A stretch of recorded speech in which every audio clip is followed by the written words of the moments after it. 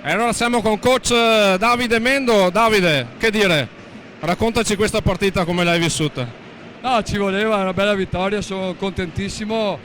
Devo dire molto bene il primo tempo, i miei ragazzi potevamo già chiuderla con un punteggio più alto.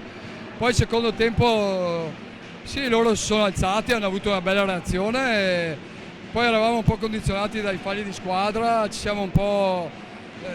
vabbè, è andata così, però sono contentissimo per i ragazzi perché in settimana veramente la volevano sta vittoria, li ho visti con gli occhi giusti, con le facce giuste, e in più abbiamo avuto qualche problema e personalmente ma anche tutta la squadra voglio dedicare questa vittoria a un nostro compagno che in settimana ha sofferto e la vittoria è per lui. Sono venuto apposta per dire questo. Bene, ascolta Davide, classica domanda di rito, adesso c'è un turno di riposo per poter costruire un'altra sfida importantissima, quella contro il Montebello.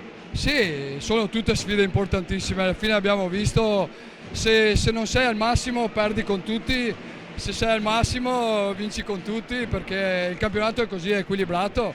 Chiaro che la partita col Montebello è un bel crocevia sia per noi che per loro, quindi ci prepareremo al meglio e proviamo a vincere anche quella.